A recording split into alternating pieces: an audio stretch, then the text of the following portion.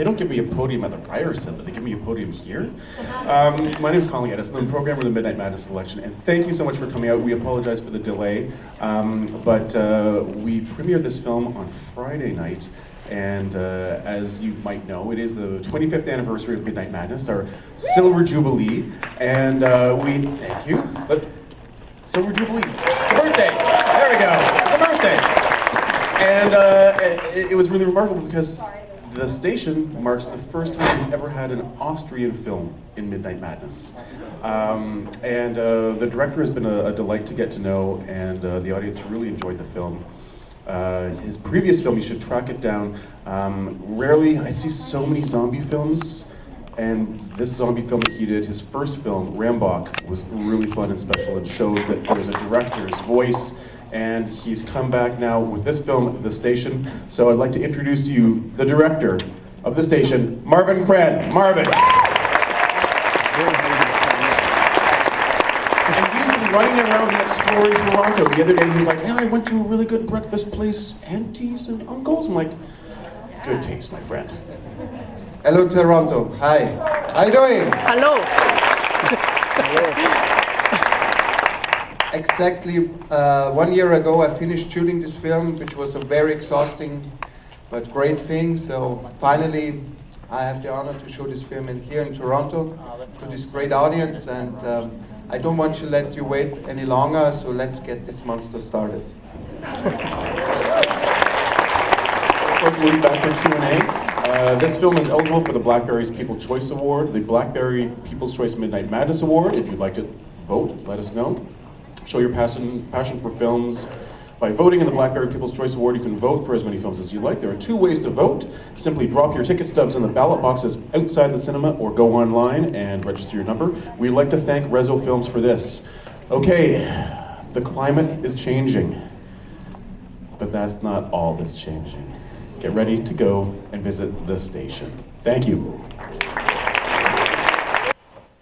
Okay, guys, so this is my review of The Station, which I saw. This was the first movie I saw today, this afternoon. And I had to leave the screening early because they were late. We were in line for a good half hour, longer than necessary. I don't know what was going on, but this happens sometimes when you're at TIFF, you know, just there's delays. So if you have two or more movies that are close together, you know, you're going to have to leave, basically, if you really want to see the other one. So I ended up having to leave the station about 10 minutes before it ended. I just did not want to miss any of the sacraments, so I left. But anyway, so I will give you my review of The Station. I was mistaken when I said earlier it was German. It's an Austrian film. And remember what I've said about Austrian films. They're always good. They're usually always good. This one, it was okay. It was basically a story about these scientists who are working up in the Arctic, you know, conducting experiments to do with climate change. The movie starts off with these, like, really dire warnings, like, oh, you know, climate change is, you know, completely, you know, destroyed the world's, you know, like, ecosystem, blah, blah, blah, and, you know, now these are the end times or something. Some really, like, ultra-dramatic, you know, like, thing at the beginning. But anyway, so the main character in this movie is, like, a guy. He's one of the guys who's working up there, has this drinking problem. He's got his, you know, alcoholism issues at the beginning of the movie, and kind of like, you know, he comes off as like the irresponsible one of the group, like everybody else is buckling down and doing their work, and he's in his, you know, little hut, you know, going on benders all the time. And he's like really scraggly looking. Again, he's got the beard and everything, the unshaven look. So at first he seems to be kind of like just like a kind of a crackpot, but he's got this adorable dog that goes with him everywhere. He's devoted to this dog named Tinny, and goes with him everywhere. And he's kind of like the scout of the group. Like, he knows the layout of the land there. He knows where everything is. So when people have to go out and do like geological sampling and stuff, he takes them out to the site and stuff like that. Okay, so anyway, basic premise of the movie is that, you know, the climate change has caused these hybrids to start developing.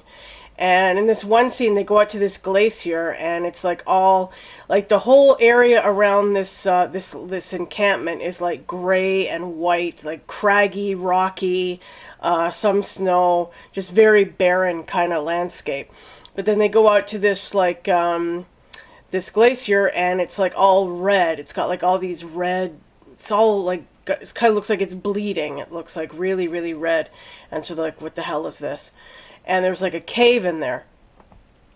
So, you know, they go out there, there's, you know, what's going on here? They take a sample, whatever. The dog goes running into the cave and ends up finding this like weird hybrid thing in the cave, which ends up biting him. And so the guy who's like devoted to this dog comes in to look for him and finds him. He's got a bite, he gets him out of the cave and stuff, brings him back to the camp. But anyway, like, it's just basically, that's what happens. Like, these hybrids start growing, and all hell breaks loose. You know, these things are like, you know, they're coming to the camp at night. They're banging on the door. At first, it's like kind of minor, like they're rummaging in the garbage and stuff. But then pretty soon, things get out of control. And then add to this, this minister, I guess some minister of natural resources or the environment or whatever, is coming to visit this lab, and for some reason, they want everything to be, like, most of them, except for this one guy, like the main character, want to keep everything under wraps. Like, all these hybrid things that they find out are going on, they don't want this minister to know about it because they think it's going to cause a panic, blah, blah, blah. So they want it all hushed up, but this guy wants to tell them, to, like, warn them. And so, you know, it was okay. Like, it was, there were some good effects. There were some suspenseful moments. A lot of it was really just laughable, though. It was hilarious. Like, this one scene when the minister shows up with all her cronies. Like, she's got 3 or 4 other people coming with her to help her, you know, get to the site, and her secretary or whoever.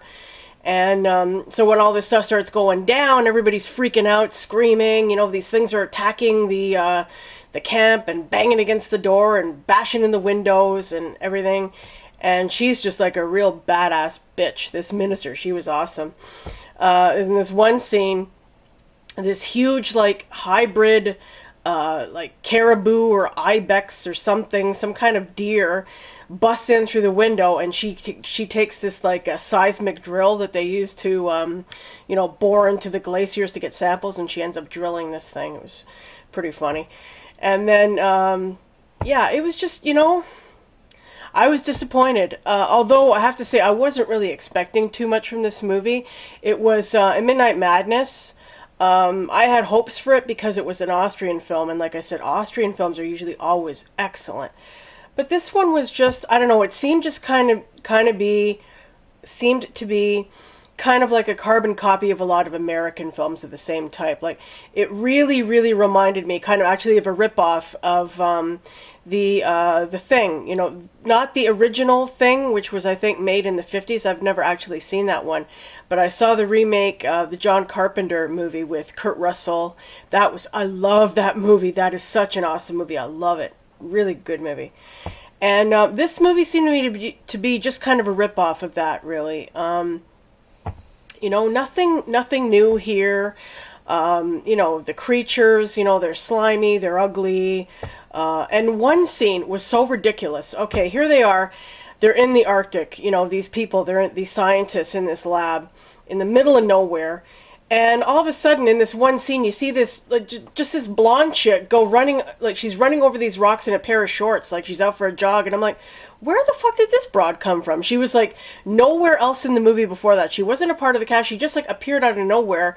And then this like giant bird comes down and starts like attacking her and you know, drives a spike through her leg or something like that, right? It was like, what the hell? Where did she come from? It was like, made no sense whatsoever.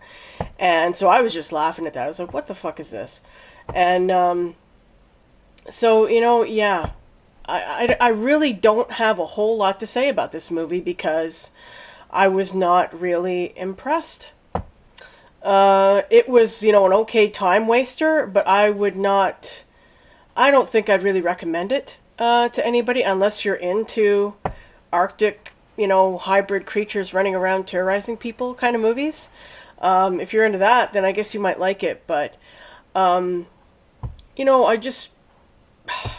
I mean, I guess this movie, since it started off with these like dire, you know, warnings about climate change, I guess the director wanted to make a movie about the seriousness of climate change and how it's changing, you know, not only the landscape and all that stuff, but also it's affecting, you know, biology and how we're all going to end up having to pay the price, and there's going to be dire consequences and all that. You know, yeah, I get that, but no, it just didn't really work. I did really like the lead character in this movie, though, and I don't have his name on hand right now, the name of the actor, but I'm going to put it in my info, because he's worth noting. He was really, really good in this. I really, really liked him.